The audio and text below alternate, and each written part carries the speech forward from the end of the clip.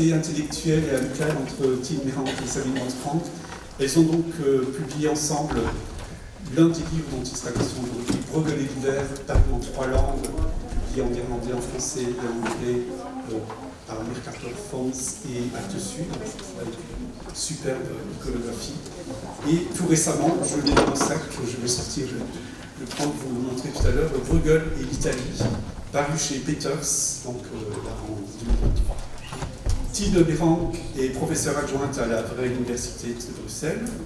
Elle a obtenu son doctorat à Princeton et elle a travaillé en tant que chercheuse au Musée royal des beaux-arts de Bruxelles. Elle a revisité les collections, notamment les tableaux de Bruegel et de Rubens, dans une perspective historico-culturelle. Ses recherches portent notamment sur les interactions entre les artistes, les marchands, les humanistes, les antiquaires. Elle est membre du comité de rédaction de Green Studies in Netherlandish Art et de la revue Out Holland. Et depuis 2022, elle est membre du Conseil des historiens de l'art néerlandais. Elle a publié notamment donc ce magnifique livre sur La chute des anges rebelles de Bruegel, lui aussi paru en 3 langues et publié en français. L'éditeur Sylvain, oui. Peter Bruegel l'Ancien, La chute des anges rebelles, Art, savoir et politique à l'aube de la révolte des gueux. Magnifique livre qui nous fait redécouvrir Vincent Sablon.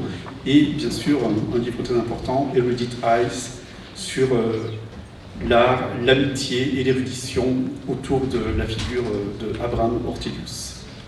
Et donc, ces 2 livres que je viens de citer, dont elles vont nous parler. Je vous laisse la parole. Merci beaucoup. Alors, ça va être très difficile de parler des tableaux de Bruegel après le très très beau film que nous avons vu il y a 5 minutes. Ce que nous allons vous proposer, c'est au fond une contextualisation en quelque sorte de ce que vous avez lu, dans la mesure où nous allons vous montrer des exemples qui ont inspiré Bruegel, qui permettent quelque part de comprendre les références qu'on a vues dans le film. Et nous allons aussi parler non seulement des chasseurs dans la neige, mais également des autres tableaux de Bruegel, des autres tableaux divers de Bruegel, en particulier celui que vous voyez à l'écran. Tine, je te passe la parole. Merci évidemment à Michel pour l'introduction et pour votre présence. Dans notre livre édité conjointement, Bruegel et l'hiver, Bruegel's Winter Scenes, historiens de l'art et historiens se sont penchés sur la relation entre les hivers de Bruegel et les réalités de son temps, en particulier le climat froid qui sévissait les Pays-Bas. Rappelons que si les paysages d'hiver avaient été peints avant Bruegel l'Ancien, ces scènes d'hiver sont considérées aujourd'hui encore comme l'archétype de l'hiver dans les anciens Pays-Bas. Représentant des paysages enneigés, éclairés par un soleil pâle, elles furent souvent copiées et imitées, contribuant ainsi à forger l'image canonique de l'hiver nordique dans notre imaginaire collectif. Les tableaux de l'hiver de Bruegel datent tous d'après 1560, entre 63, 66, peut-être 8, pour être précise. On vous les montre brièvement. C'est l'adoration des mages sous la neige, les chasseurs dans la neige, on a bien pu étudier, le paysage de l'hiver avec patineurs et trappes aux oiseaux, et le dénombrement de Bethléem, et le massacre des innocents, qui est non daté, mais qui est généralement daté entre 66 et 68. Or, il s'agit des années les plus froides du petit âge glaciaire au XVIe siècle, en particulier l'hiver 1564-5 est particulièrement froid. Se pose dès lors la question de la relation causale soulevée par plusieurs historiens du climat entre l'hiver en peinture et le petit âge glaciaire. Dans son récent ouvrage « Quand la nature se rebelle », de l'historien allemand, je vous cite la traduction, Philipp Blom, n'hésite pas à établir une corrélation entre les bouleversements climatiques et les troubles religieux d'alors, les premiers agissant, selon lui, comme les catalysateurs des seconds. Si les scènes hivernales de Bruegel n'ont pas proprement parlé suscité ce type de rapprochement, deux d'entre elles ont été en revanche maintes fois été interprétées comme une critique à peine voilée du régime des Habsbourg alors en place. Le massacre des innocents et, de manière corollaire, le dénombrement de Bethléem, que aucun ont considéré comme sans pendant, vu évidemment les conséquences bibliques dans l'histoire biblique. De son côté, la trappe aux oiseaux du paysage d'hiver fut parfois lue comme une allusion aux multiples pièges tendus par le pouvoir auxquels les habitants de l'époque devaient échapper. Notre analyse, dans le livre cité, des tableaux du dénombrement de Bethléem et du paysage d'hiver a montré que ces interprétations ne tiennent pas. J'ai ainsi montré que le dénombrement de Bethléem avait été peint pour Jan Vlaming, un banquier d'affaires et marchand anversois prospère qui avait à plusieurs reprises prêté de l'argent à Marguerite de Parme, la régente, entre autres pour payer des soldats, par exemple dans ce document, qui souffraient dans cette extrême et extraordinaire froidure. Ça sont les paroles extrême, extraordinaire froidure. Hein, on a entendu, entre autres, hier Alexis Metzger parlant du terme extrême, exceptionnel, dont c'est le terme utilisé dans le temps. Les contemporains expérimentaient ce froid comme extrême et extraordinaire. Bruegel réfère, par certains détails topographiques, je ne peux pas aller en détail, mais il s'agit de la grange en arrière-plan, aux possessions de Vlaming, en particulier à sa maison de plaisance qu'il avait acquise, comme beaucoup d'autres bourgeois, dans la campagne anversoise, précisément dans ces années 65-66. Si les allusions discrètes ces allusions discrètes sont cependant mêlées de façon magistrale à des motifs issus de la tradition artistique et dévotionnelle pour offrir au final l'image d'un pèlerinage dont le message se veut universel. De même, dans mon analyse du paysage d'hiver avec patineurs et trappe aux oiseaux, qui est un paysage beaucoup plus petit, comme vous pouvez le voir, il ne fait que 37 sur 55,5 cm. J'ai pu montrer qu'il s'agit à la fois d'une transcription amoureuse de la campagne brabançonne sous la neige et une image foncièrement construite qui semble nous inviter à une réflexion morale et aux conséquences de nos actes. J'y reviendrai. Mais pour l'heure, il est important de souligner que dans ces deux tableaux, donc tant le dénombrement de Bethléem que vous avez vu tout à l'heure, que le paysage d'hiver, les conséquences désastreuses de l'hiver, les rudesses de l'hiver, en particulier, ces années 1564-1565, n'apparaissent pas. À vrai dire, les tableaux d'hiver de Bruegel en général traduisent peu les souffrances liées aux conditions difficiles de l'hiver.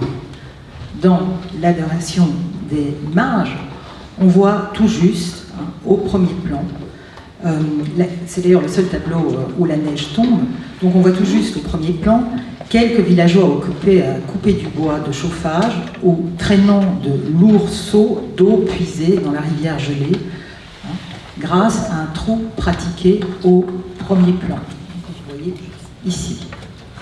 Du coup, les joies de la glisse ne sont pas sans danger. Vous voyez cet enfant qui fait de la luge et qui en fait, vous voyez, se dirige à reculons très dangereusement vers le trou au désespoir de cette femme-là qui tente de le prévenir. Et donc il n'y a vraiment que ces petits détails-là qui nous rappellent que les hivers pouvaient être effectivement catastrophiques, au sens véritable, pour l'humain. Or, ce sont précisément ces images, finalement, d'un hiver lisse, je dirais, d'un hiver heureux, qui, sans danger apparent pour l'homme, qui vont s'imposer, en particulier au XVIIe siècle, tant aux Pays-Bas méridionaux, mais peut-être plus encore aux Pays-Bas septentrionaux, donc en Hollande. Et en effet, Alexis Metziger a montré combien ces paysages d'hiver, qui connurent leur apogée au cours de la première moitié du XVIIe siècle en Hollande, montrent un hiver positif qui insiste sur les joies de la glisse. Les patins étaient une invention des Pays-Bas, qui firent d'ailleurs l'admiration de Léonard de Vinci. Léonard de Vinci se demande comment faire les patins et demande à un ami de se renseigner lors de son voyage aux Pays-Bas pour savoir comment les fabriquer. Donc c'est véritablement les joies de la glisse qui sont mises à l'honneur dans ces tableaux du XVIIe. Le côté festif qui souligne aussi le fait que c'est une activité sociale qui réunit toutes les couches de la population. Donc ce caractère-là, Metziger les a interprétés comme une expression déjà d'une forme d'identité nationale, à un moment où les Pays-Bas septentrionaux prennent leur indépendance, mais aussi connaissent là un âge d'or économique. Mais peut-on en dire autant des hivers de Bruegel? Alors, les peintres hollandais connaissaient très certainement certains tableaux de Bruegel, et la preuve en est la représentation dans ce tableau de d'Hendrik Avercam, qui a été un des tout grands peintres des paysages d'hiver hollandais. Et bien, vous voyez qu'ici, vous retrouvez la trappe aux oiseaux, que nous avons vu tout à l'heure déjà dans les chasseurs dans la neige, mais qui forme également, et j'y reviendrai bien entendu, un motif important dans le paysage d'hiver, avec trappe aux oiseaux précisément. Et remarquez, un fait très important et très intéressant chez Avercam, c'est qu'ici, vous voyez que cette trappe est représentée tout en bas à gauche, et elle est entourée de paysans et de personnages en fait en haillons. En fait, il représente ici, je dirais, presque comme un reliquat d'un monde paysan révolu, auquel a fait place une société bien plus opulente, cette société du XVIIe hollandaise, cette société d'un essor économique sans précédent. Mais, encore une fois, ce motif qui, et là aussi j'y reviendrai, il ne connaît pas d'antécédent. Donc, avant Bruegel, dans la peinture, de façon générale d'ailleurs, pas d'antécédent iconographique, ce motif, on peut véritablement aussi l'interpréter comme un hommage à Bruegel. Alors, nous venons de le voir, les paysages d'hiver de Bruegel servent de réceptacle à des scènes de nature diverses. Nous avons évoqué des scènes bibliques, nous avons évoqué des scènes calendaires, n'oublions pas, les chasseurs dans la neige font partie d'un cycle calendaire, ou bien entendu, et ça on le verra tout à l'heure aussi, ce sont des tableaux fortement connotés d'un point de vue moral. Donc le succès de ces œuvres était sans aucun doute lié à leur contenu sémantique, mais nous pensons, Tine et moi, et là nous rejoignons tout à fait le film que nous avons vu tout à l'heure, que le succès de ce type d'œuvre est tout autant tributaire de l'extraordinaire capacité de Bruegel à peindre l'hiver. Je dirais qu'en ce sens, on peut presque dire qu'il est le précurseur des peintres climatiques, tel que l'a défini hier Pierre Watt, c'est-à-dire ces peintres capables de saisir la spécificité atmosphérique presque de la saison, du temps qu'ils entendent fixer. Pour revenir aux chasseurs dans la neige, sujet du film qu'on vient de voir, il faut rappeler que l'œuvre fait partie d'un ensemble, d'un cycle de mois ou de saisons, comme je pense c'est le cas. Et c'était un cycle peint par Bruegel pour une villa perdue, suburbaine, d'un autre marchand anversois, Nicolas Jomelink. J'ai récemment proposé ici le petit film pour évoquer la situation spatiale qui est donc perdue. Mais j'ai proposé qu'elle ait 6 panneaux d'origine, dont un est perdu, c'est un énigme de l'histoire de l'art, c'est l'automne. Mais donc les autres, j'argumente, je ne peux pas vous donner tous les détails, mais à base des continuités, des horizons, j'argumente qu'en fait, on peut déduire qu'ils décorent les 4 murs d'un espace, donc probablement une salle à manger, créant ainsi une installation qui place le spectateur proprement au centre du cycle de la nature. Comme source pour ce cycle, les historiens d'art ont souligné à juste titre la tradition des calendriers, je pense que, qui a été aussi évoquée par Reindert, juste maintenant dans les questions. Mais Bruegel a peut-être, et on vient donc de publier un livre sur Bruegel et l'Italie, peut-être que Bruegel a également été inspiré par de nombreux cycles de fresques qui ornaient des villas et palais italiens.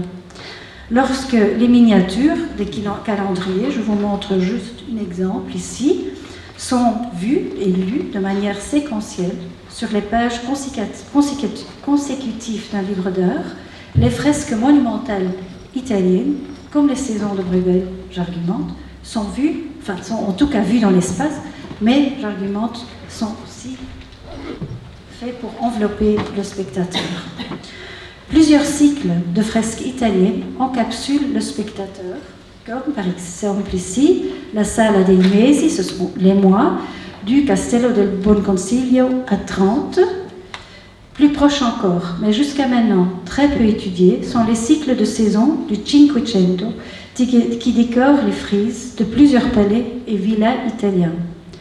Une salle de saison avec une représentation de chaque saison sur chacun des 4 murs a été installée dans ce Castello Mediceo a Melignano, c'est dans la Lombardie.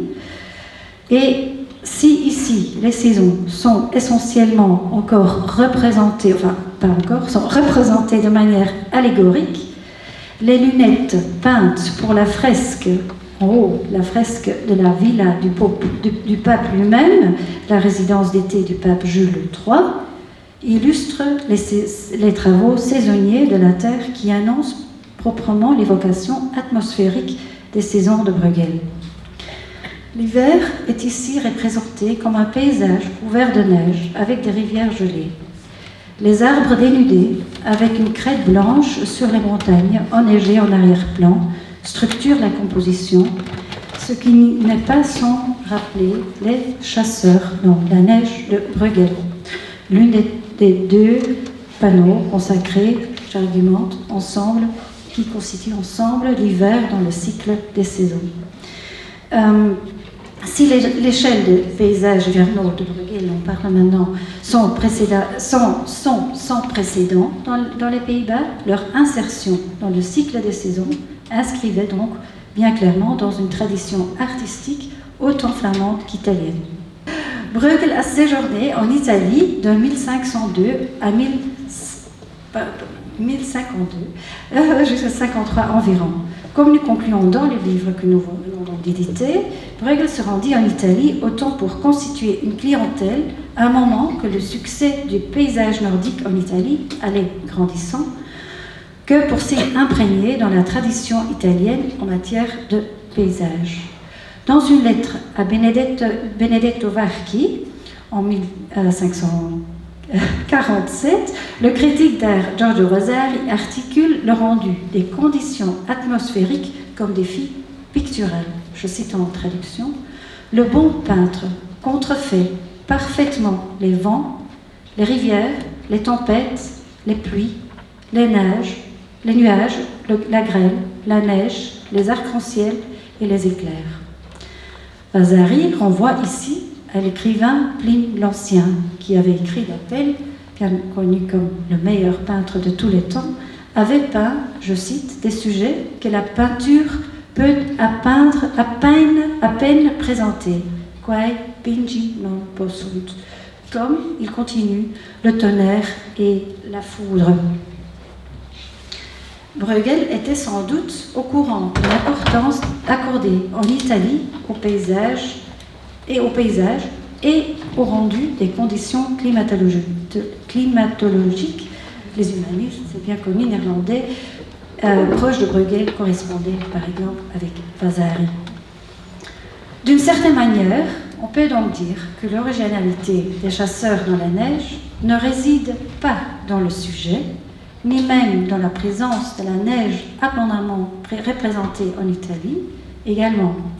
On a vu les scénettes représentées comme les chasseurs ou les patineurs sont directement issus de la tradition calendaire flamande.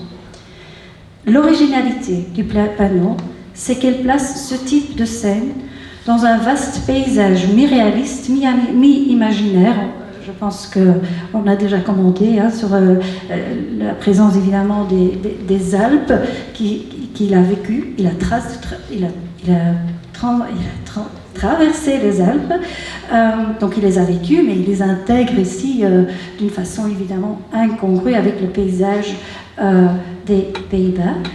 Mais donc l'originalité est qu'il combine les deux mi-réalistes, mi-imaginaires et traduit de façon vraiment magistrale l'impression atmosphérique vécue du froid et du gel. D'une part, l'œuvre traduit ainsi une réalité subie et ressentie à l'époque par l'entière population. D'autre, elle répond au discernement des connaisseurs d'art en implémentant un idéal exprimé depuis l'Antiquité de peindre les conditions atmosphériques qui sont difficiles à restituer en peinture. En effet, on a parlé aussi du fait que le contraste des deux, que moi j'argumente, constitue l'hiver ensemble, les pendants des deux, voire entre autres la continuité des Alpes. Bruegel rend en fait les deux extrêmes de l'hiver, la neige réfléchissant, illuminant, et la tempête qui assombrit le monde. Alors d'une certaine manière, on pourrait analyser les paysages d'hiver avec patineurs et trappe aux oiseaux de manière analogue. C'est un paysage, un petit paysage, je l'ai dit tout à l'heure, qui frappe d'abord et avant tout par un naturalisme nouveau, très différent, précisément des peintres comme Patenir, comme Blaise, qui représentaient dans leur paysage une sorte de résumé du monde. Ici, au contraire, plus encore, je dirais, que pour les chasseurs dans la neige, il s'agit de la représentation d'un village brabançon, d'un village flamand. Et on peut très bien imaginer que Bruegel se soit fondé pour cette composition sur des dessins d'un village pris sur le vif. Il se pourrait très bien qu'il s'agisse en fait de la représentation d'un village qui a existé. Alors évidemment, la simplicité de la composition s'exprime également au travers de l'unité de son coloris, en camailleux, ocre, ivoire, brun et blanc, nuancé ici et là par quelques touches de couleur, notamment pour les vêtements, comme ici, un tout petit peu de rouge, par exemple. La maîtrise de l'exécution picturale en est d'autant plus saisissante. Et là, j'en reviens pratiquement au vocabulaire utilisé par Michel pour les chasseurs dans la neige. Effectivement, Bruegel joue avec les effets combinés de légers empattements et de glacis translucides. Il a su faire dialoguer de façon absolument extraordinaire l'opacité de la neige et l'atmosphère brumeuse du givre, les tons froids de la glace et les couleurs sombres de la végétation, qui nous donnent effectivement cette impression pratiquement immédiate de froid. Il s'agit cependant d'un paysage autonome, à la différence des chasseurs qui font partie d'un cycle de saison, je le répète, qui donc exprime à merveille le gel et le froid, animé de quelques figures tirées du quotidien. Alors si l'œuvre est la première qui n'appartient pas à un cycle saisonnier, un des premiers hivers représentés qui n'appartient pas à un cycle saisonnier, il emprunte néanmoins lui aussi des motifs, types et caractéristiques de cette tradition, à commencer évidemment par les patineurs qu'on retrouve abondamment dans les miniatures, mais je voudrais aussi souligner l'importance des tapisseries à l'époque. N'oublions pas que Bruegel a été formé chez Peter Cook Van Hals, qui était un peintre qui a réalisé de nombreux cartons, comme on disait à l'époque, pour des tapisseries. Et dans les tapisseries également, au XVIe siècle, on retrouve abondamment la représentation des saisons, et donc bien entendu aussi de l'hiver, représentée la plupart des fois par des patineurs sur la glace, bien évidemment. En revanche, et j'ai eu l'occasion de l'évoquer tout à l'heure, la trappe aux oiseaux ne connaît pas, enfin, pour autant que je sache en tout cas, d'antécédents iconographiques. Donc ni en peinture, ni en miniature, ni en gravure, ni en tapisserie. Elle occupe pourtant, voilà, une position privilégiée dans le paysage, celle du promontoire, réceptacle habituel de la scène historiée, qui confère à la composition sa dimension narrative spécifique. Selon l'historien Gustav Gluck, en 1925 déjà, son association avec une scène de glisse pourrait renvoyer à un proverbe en rapport avec les périls et le caractère aléatoire, glissant de l'existence. Les patineurs, et ça aussi Michel l'a déjà évoqué précédemment, les patineurs insouciants sur la glace sont semblables aux oiseaux inconscients du danger qui les guette. Alors si aucun proverbe de ce type n'a pu être découvert à ce jour, une longue tradition associe en effet l'oiseau à l'âme et l'oiseleur au diable, d'où l'interprétation allégorique du tableau qui se rattache à l'idée répandue au Moyen-Âge et à la Renaissance, selon laquelle le péché originel, l'existence est-elle un pèlerinage semé d'embûches et de périls. Cette suggestion est d'autant plus séduisante que maints proverbes flamands réfèrent au danger de la glace en tant que telle, pour qui s'y aventure. Iemand op het ijs leiden, of op het ijs brengen, signifie en néerlandais mener quelqu'un sur un terrain dangereux. On retrouve cette idée également exprimée, voilà, chez Bosch, auquel, comme on le sait, Bruegel se réfère souvent. Ainsi, un diable messager apparaît dans le volet gauche du Tooltip de la Tentation de Saint-Antoine, sous la forme d'un drôle d'oiseau patinant sur un cours d'eau gelé dont la glace se fend. Détail intéressant, un chouca mort, percé d'une flèche, gît aux côtés du monstre. Le trait semble avoir été tiré par le rat aux ailes de jet, symbole de stupidité, faisant partie du groupe auquel le diable messager s'adresse. Comme toujours chez Bosch, il n'est guère possible d'interpréter cette scène de façon univoque, mais il apparaît clairement que la glace, le patinage et la mort d'oiseau sont associés ici à l'évocation du mal.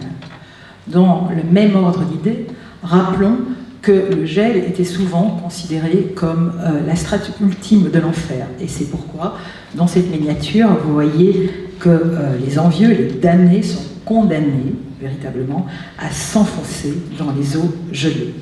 Et c'est encore à l'aune de dictons et de pensées similaires qu'il faut appréhender la légende se rapportant au caractère incertain de l'existence, la lubricité de la vie humaine, qui figure sur une édition, certes, du début du XVIIe siècle, des patineurs devant la porte de Saint-Georges d'après Bruegel. Le dessin de Bruegel date de 1553, et qui fait écho, bien entendu, aux personnages sur la glace qui sont tombés ou tiennent à peine sur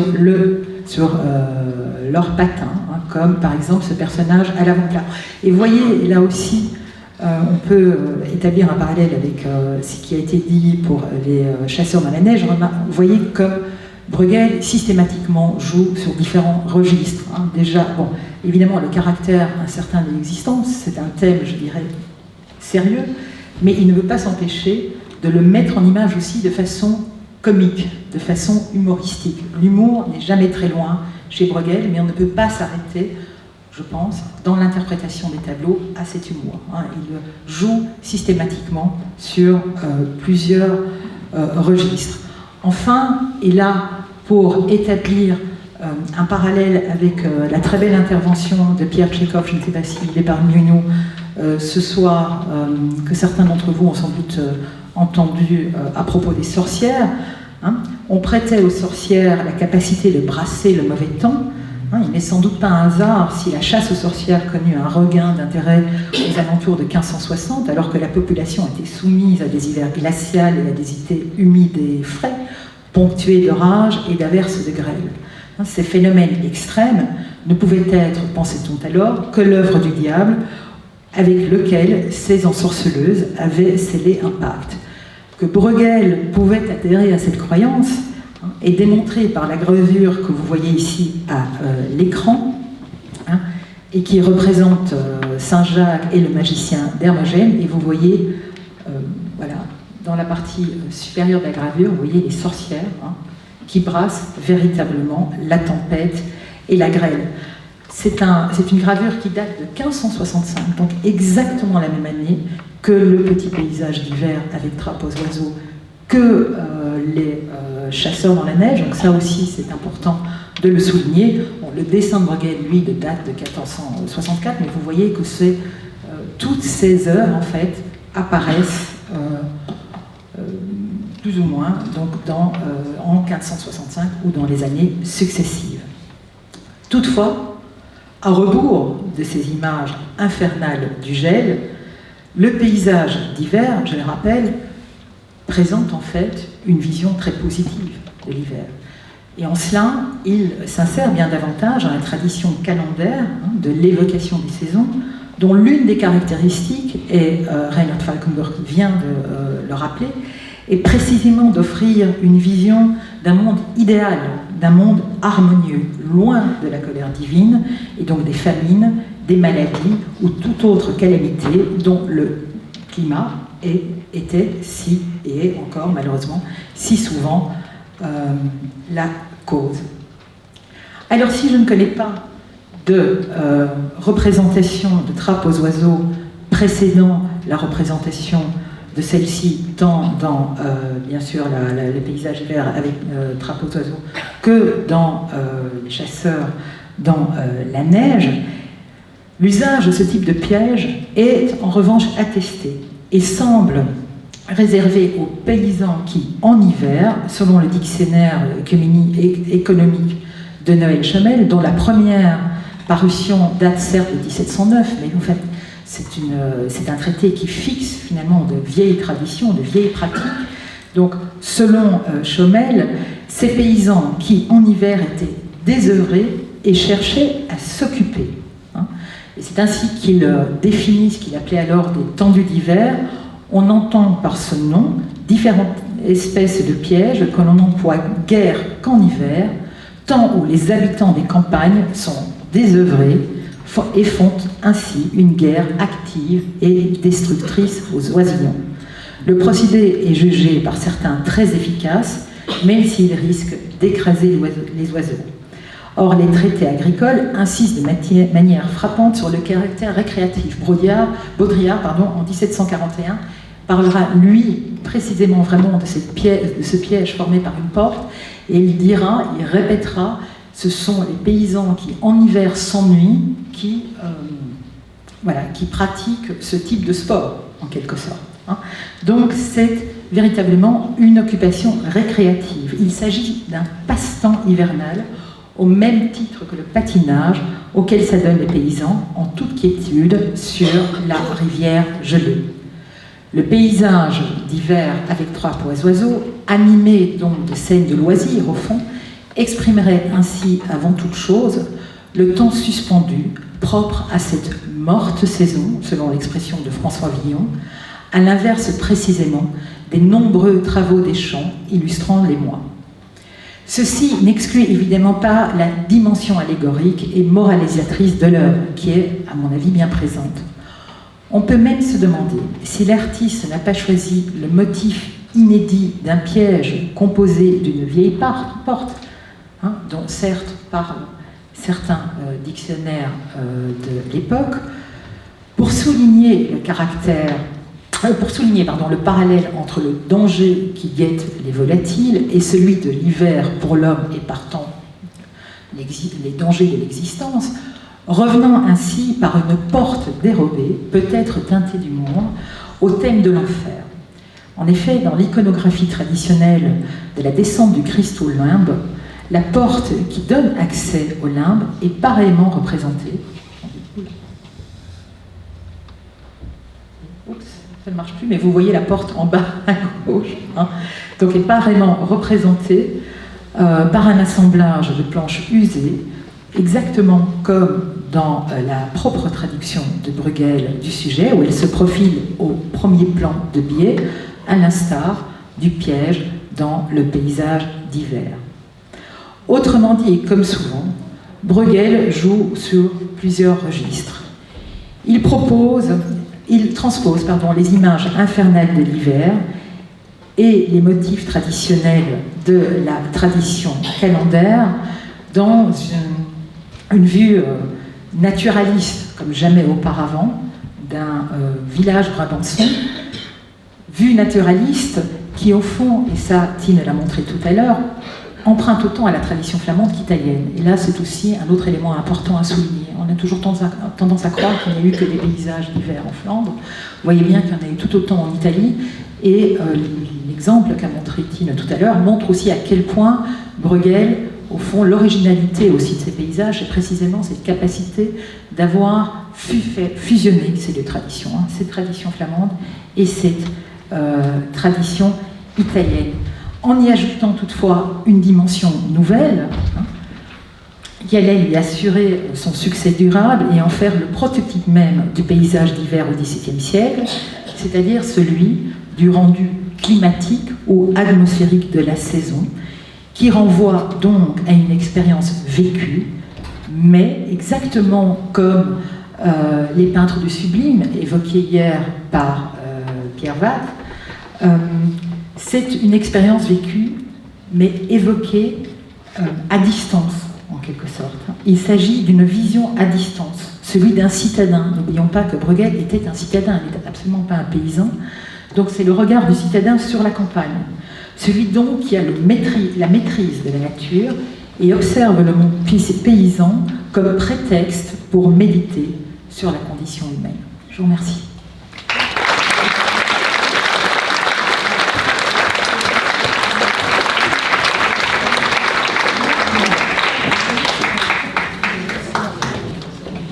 Alors, puisqu'on a encore cette image de la trappe à oiseaux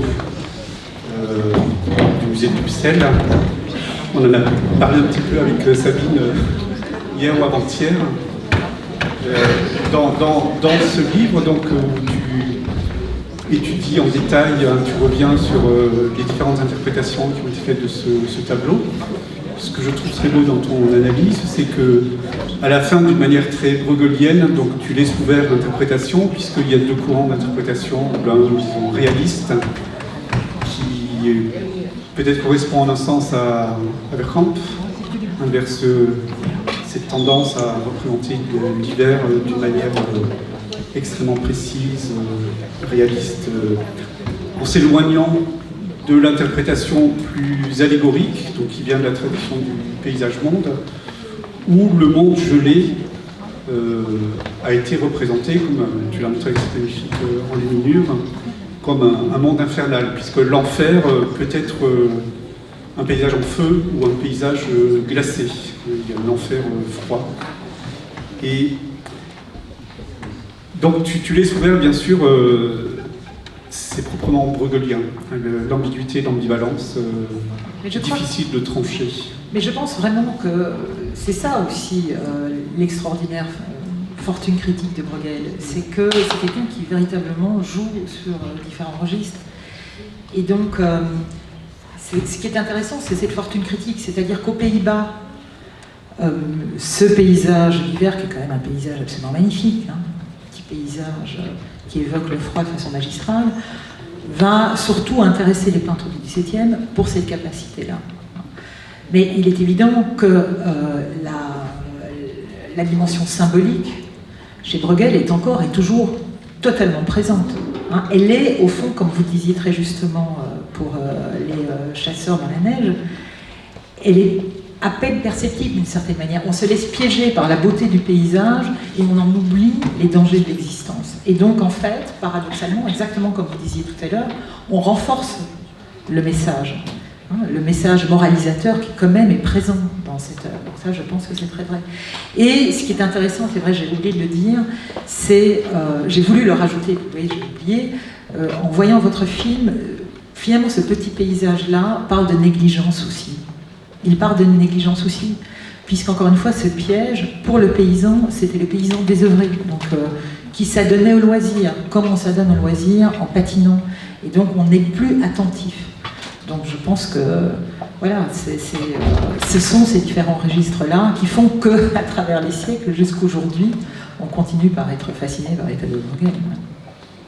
Et peut-être si je peux rajouter juste un petit élément pour renforcer,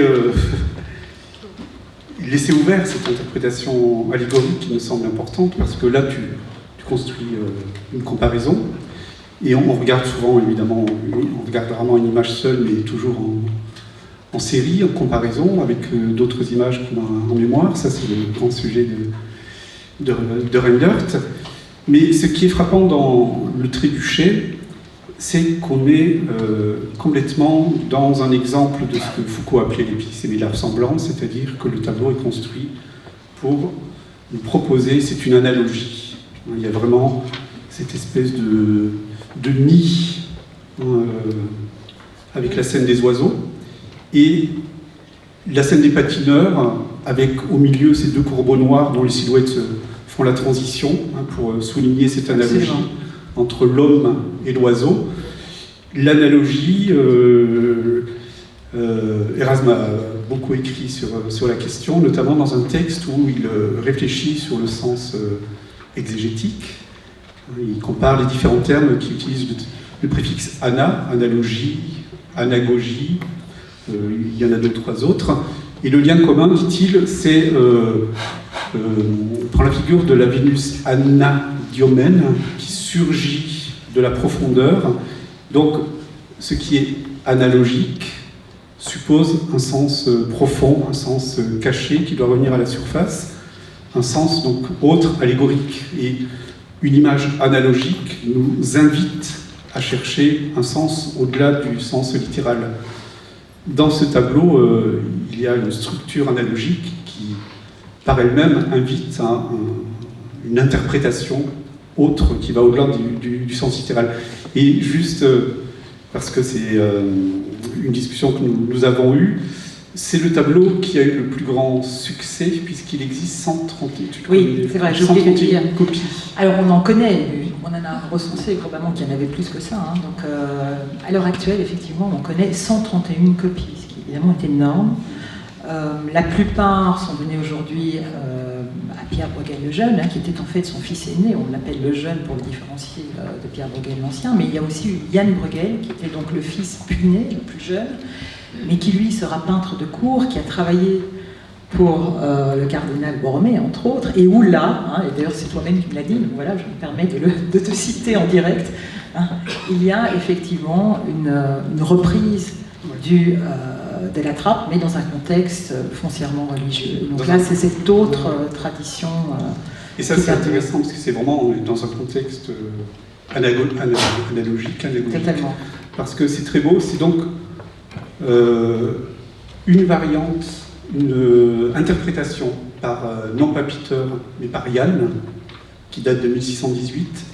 C'est un bijou. Il fait 7 cm sur 5. C'est donc une copie de la trappe aux oiseaux, mais insérée dans une structure qui a été faite par un artiste italien qui s'appelait Girolamo Marchesini, donc qui a intégré dans une structure sculptée 6 petits tableaux peints sur ivoire par Jan Bruegel, dont la trappe aux oiseaux, mais dans une structure qui produit du sens, puisque l'ensemble s'appelle le Christ Rédempteur.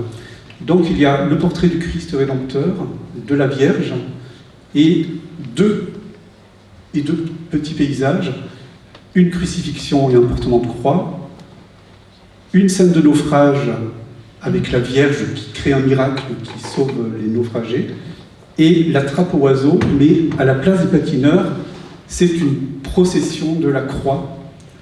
Et donc, on a 2 images de monde aquatique qui possèdent un sens allégorique, puisque dans les 2 cas, il s'agit d'un monde qui représente la vie, enfin le monde du péché, qui menace les hommes, aussi bien le naufrage que le monde gelé de l'hiver.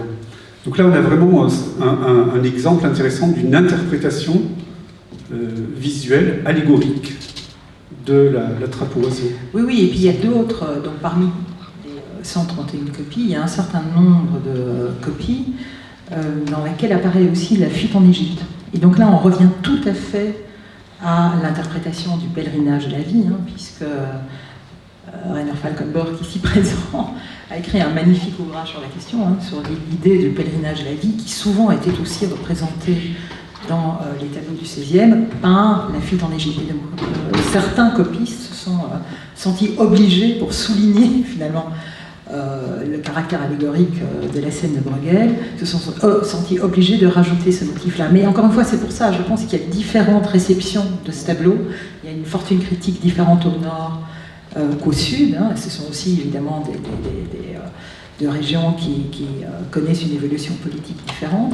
Bon, il faut se garder d'aller trop vite dans ce type d'interprétation, mais enfin, je pense que la pluralité des interprétations de ce tableau en particulier est très claire.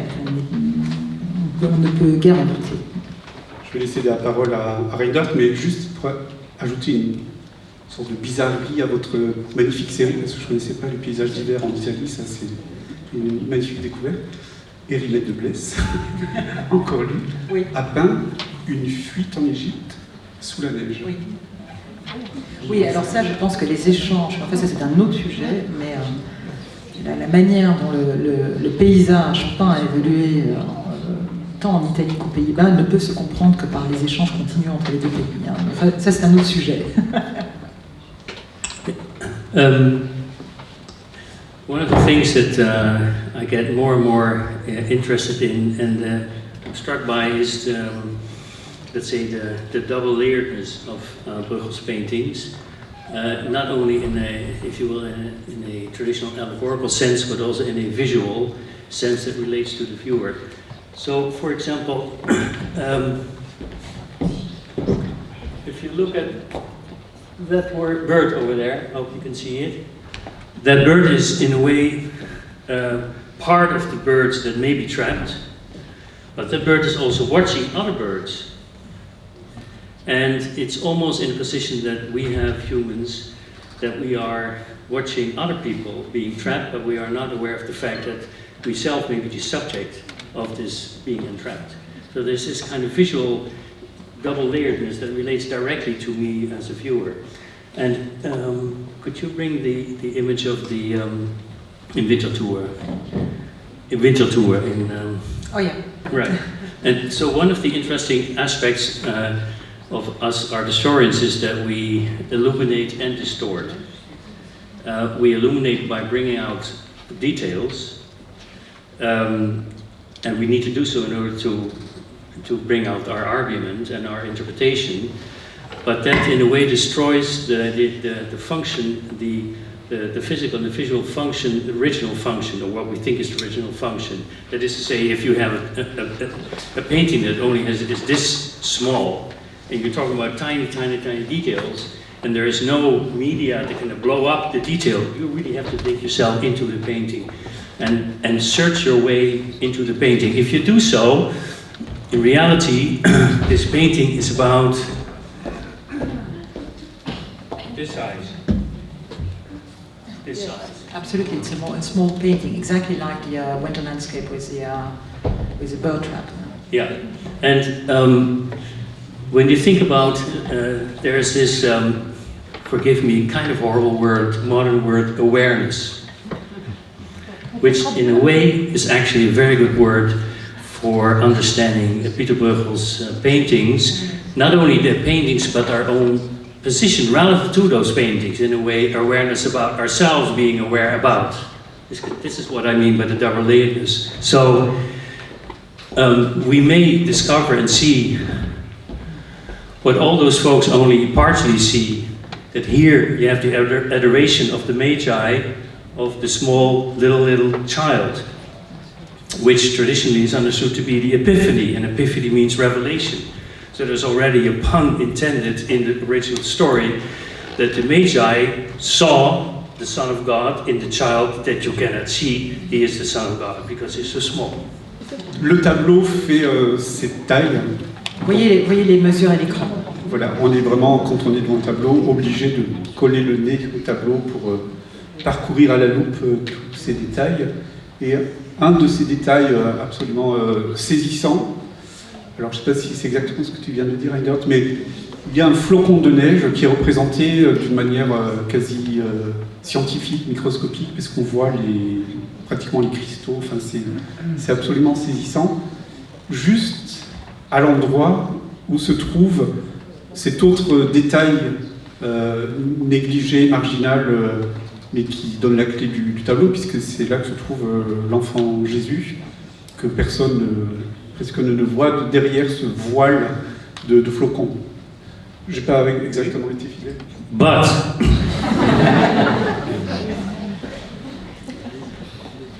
we have not seen yet that in the background, là-bas, there are the soldiers Absolument. Dans le fond, il y a les soldats. that are Oui, tout à fait. about J'ai pas analysé. to hunt for the Christ child. So there is threat. See in French. Oui, oui, donc c'est un tableau, et à vrai dire, c'est peut-être le tableau qui représente le plus la menace. Oui. Hein. Autant la menace de l'hiver que la menace des soldats, par rapport évidemment à la scène biblique qui se trouve à l'extrême gauche. But are we aware, 16th century viewers, are we aware of the fact that the people representing the threat are actually, as far as I see it, the soldiers that carry the same harnesses that we see in the soldiers every day?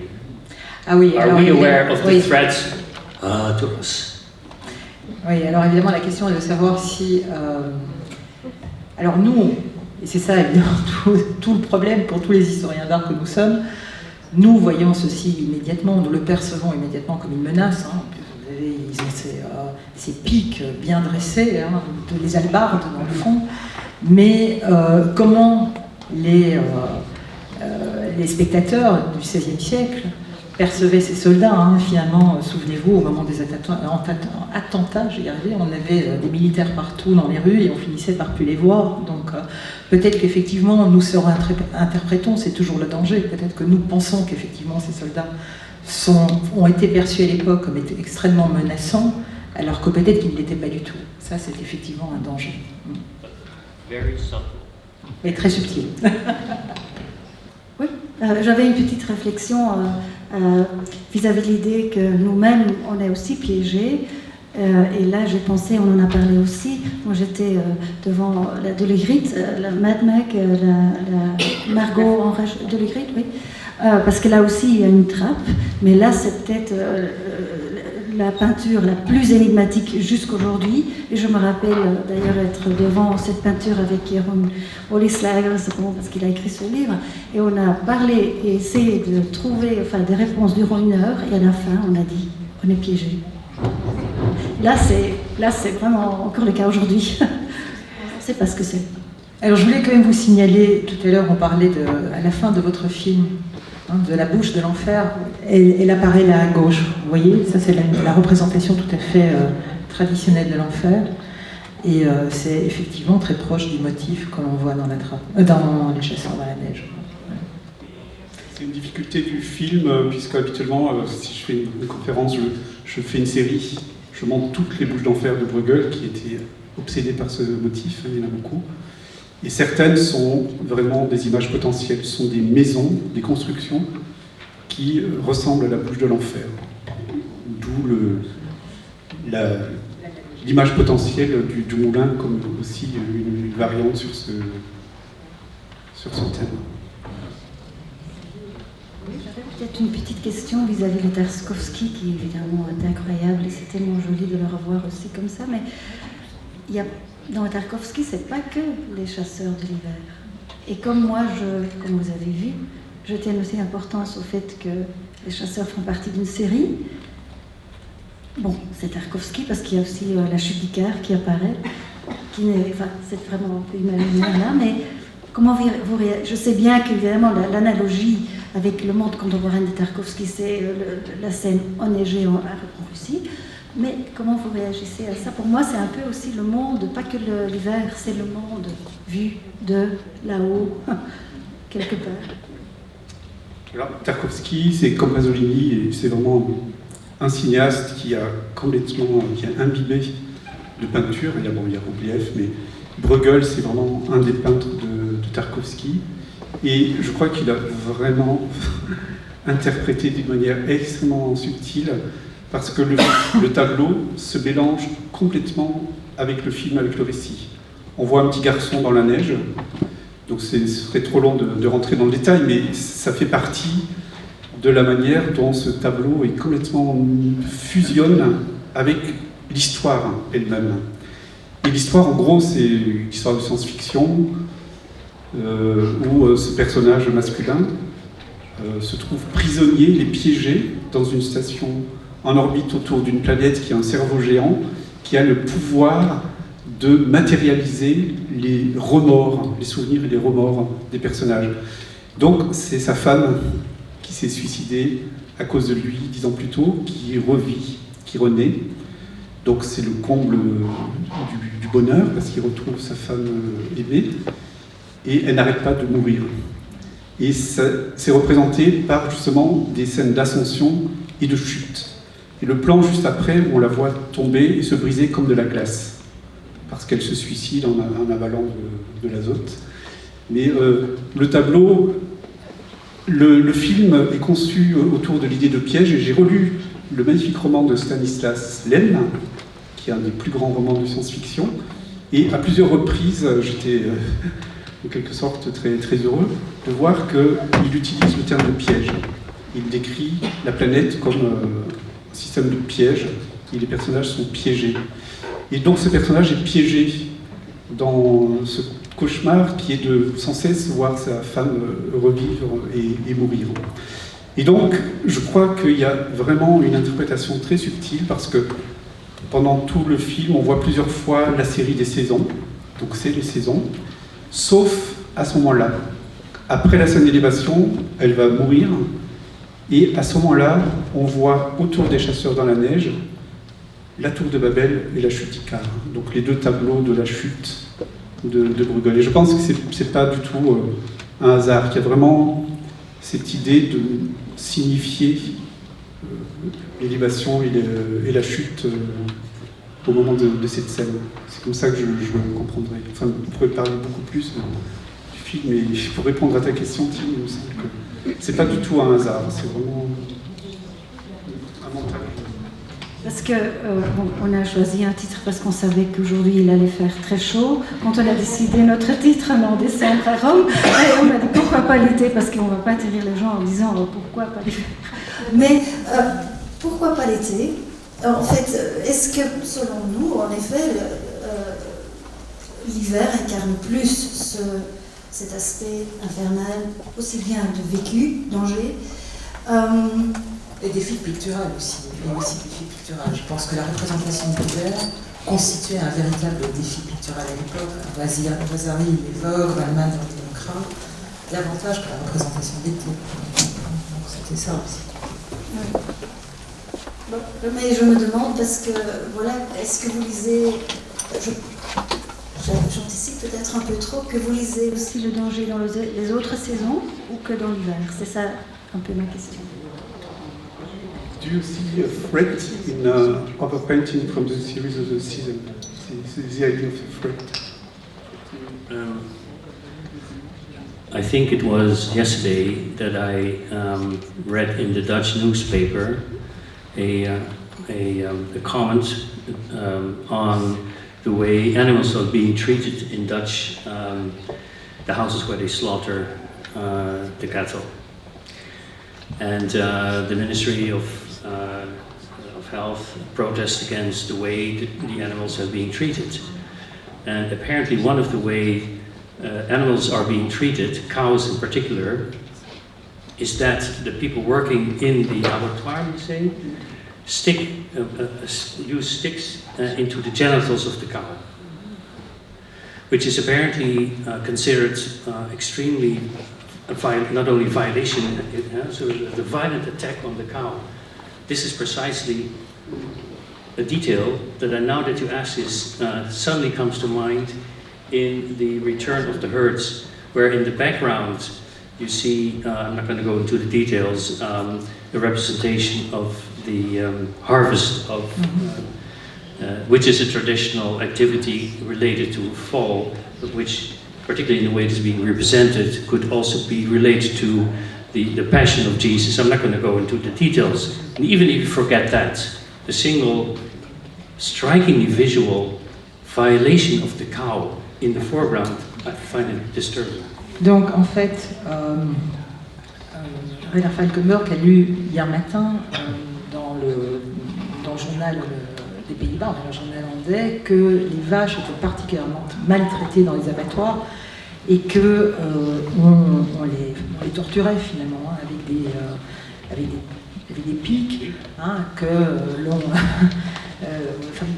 piquait en fait les parties génitales avec des pics, donc c'était extrêmement violent pour les amener vers l'abattoir. Et c'est exactement la scène qu'on voit en fait dans le retour des troupeaux. Donc en effet, là aussi, on pourrait dire qu'il y a des scènes extrêmement violentes qui a priori ne semblent pas l'être. Mais si on y regarde de plus près, si on comprend la signification, on se rend compte à quel point ce sont des scènes violentes. Aussi, mais on peut se dire, on peut réagir de façon vis-à-vis des soldats. Ceci est un sentiment, une sensibilité d'aujourd'hui. C'est pas sûr que c'est une sensibilité du temps, du tout. Fabien, remarquez le... Oui, il faut passer aux hivers impressionnistes. Voilà. Bah, écoutez, merci beaucoup.